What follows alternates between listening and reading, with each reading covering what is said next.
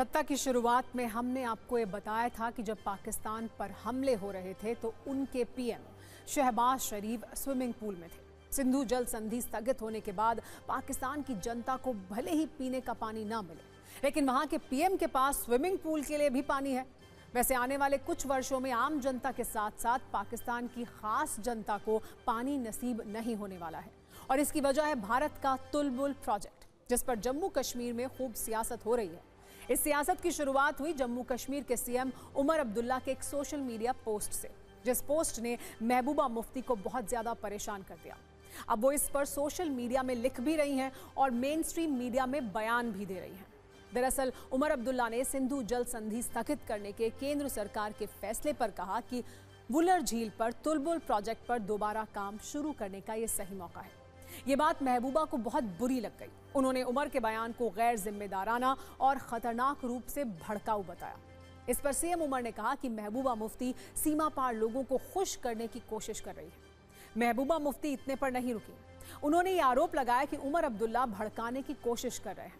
मामला इतने पर नहीं रुका। उमर अब्दुल्ला ने महबूबा मुफ्ती से पूछा कि क्या वो इस बात को स्वीकार करने से इनकार कर रही हैं कि सिंधु जल संधि जम्मू कश्मीर के लोगों के साथ ऐतिहासिक विश्वासघात है। यहां पर नोट करने वाली बात यह है कि 2003 में जम्मू और कश्मीर राज्य विधानसभा ने इस संधि को निरस्त करने के लिए सर्वसम्मति से प्रस्ताव पारित किया। इसीलिए उमर अब्दुल्ला फ्रंट फुट पर है। अब इस पर काफी राजनीति हो रही है। राजनीतिक बयानों की तरफ चलेंगे, लेकिन उससे पहले एक बार इस प्रोजेक्ट के बारे में भी आइए समझते हैं। दरअसल जम्मू कश्मीर के बारामूला में एक झील है। इस झील का नाम वुलर झील है। वुलर झील पर भारत एक बैराज बनाना चाहता है। इसका मकसद झेलम नदी में जल प्रवाह को नियंत्रित करना है, ताकि अक्टूबर से फरवरी के बीच जब पानी कम हो जाता है तब भी इसमें पानी बना रहे। 1987 में भारत ने इस परियोजना पर काम शुरू किया था। तब पाकिस्तान ने इसका विरोध किया और इसे सिंधु जल संधि का उल्लंघन बताया। पाकिस्तान का दावा है कि यह परियोजना एक तरह का स्टोरेज बैराज है और संधि के अनुसार भारत को झेलम नदी की मुख्य धारा पर जल संग्रहण की अनुमति नहीं है। तब से यह मामला अटका हुआ था। अब जब भारत ने सिंधु जल संधि को स्थगित कर दिया है तो उमर अब्दुल्ला मांग कर रहे हैं कि तुलबुल प्रोजेक्ट पर काम शुरू किया जाए, लेकिन महबूबा मुफ्ती नाराज हैं।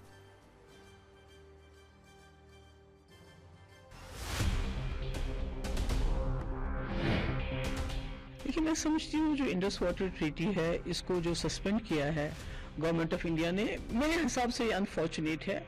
आज भी वो पाकिस्तान के प्रति जो इनका प्रेम है वो बार बार जागृत होता है।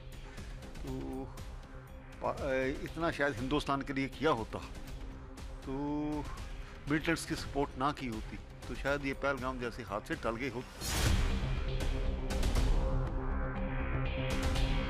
हम कहते हैं किसी तरह से हमें यहाँ सुकून हो जाए, आराम हो जाए, तो ऐसे में मुझे लगता है हमें वो बात कहनी चाहिए जिससे अमन बढ़े।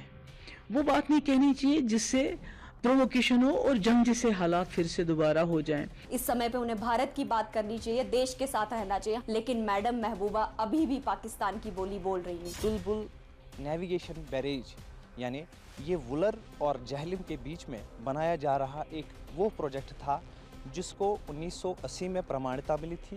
1984 में काम शुरू हुआ था, लेकिन 1987 में पाकिस्तान ने इंडस वाटर ट्रीटी का सहारा लेते हुए इसके काम यानी इसके निर्माण पर जो है आपत्ति जताई थी और इसका काम रोक दिया गया था।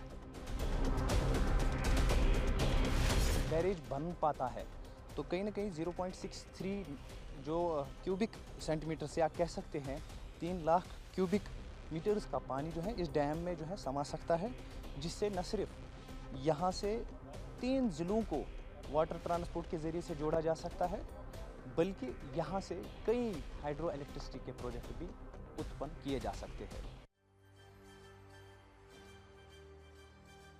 हालांकि महबूबा मुफ्ती की नाराजगी से अलग ये प्रोजेक्ट भारत के लिए काफी महत्वपूर्ण माना जा रहा है।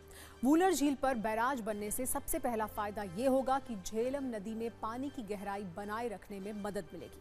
दूसरा फायदा ये होगा कि जम्मू कश्मीर के कई इलाकों में बाढ़ का खतरा कम होगा। तीसरा फायदा ये होगा कि अब तक पानी की जो बर्बादी होती थी वो कश्मीर के लोगों के काम आएगा। चौथा फायदा ये होगा कि जम्मू कश्मीर के लोगों की वर्षों पुरानी मांग पूरी हो जाएगी। कुल मिलाकर अब जब भारत ने आधिकारिक तौर पर सिंधु जल संधि को निलंबित कर दिया है, तो एक्सपर्ट भी ये मानते हैं कि तुलबुल प्रोजेक्ट पर काम शुरू करने के लिए ये पूरी तरह से उचित समय है। इंडस वाटर ट्रीटी का अभ्यास में जाने के बाद हम तुलबुल प्रोजेक्ट को शुरू कर सकते हैं, और अगर ये प्रोजेक्ट बन जाता है तो इंडिया को दो फायदे होंगे।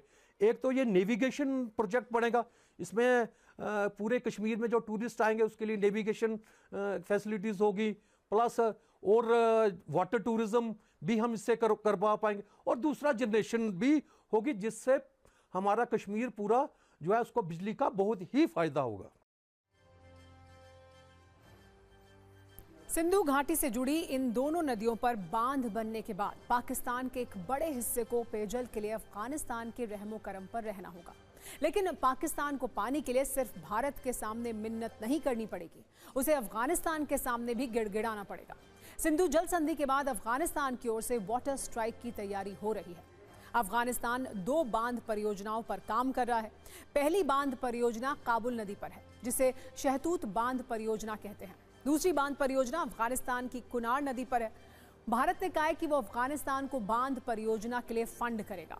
दोनों बांध बनने के बाद पाकिस्तान के बड़े हिस्से में पेयजल संकट होगा। खास बात यह है कि इन दोनों बांध के लिए अफगानिस्तान को पाकिस्तान से इजाजत लेने की जरूरत नहीं है। सूत्रों के मुताबिक गुरुवार को विदेश मंत्री एस जयशंकर की अफगान समकक्ष अमीर खान मुत्ताकी के साथ हुई बातचीत में शहतूत बांध परियोजना का विशेष जिक्र हुआ। भारत ने इस परियोजना को वित्तीय मदद फिर से शुरू करने का भरोसा दिया। इसके अलावा भी कई महत्वपूर्ण राजनयिक बातें हुई हैं, जिसकी जानकारी धीरे धीरे बाहर आएगी और पाकिस्तान की परेशानी भी धीरे धीरे बढ़ती जाएगी।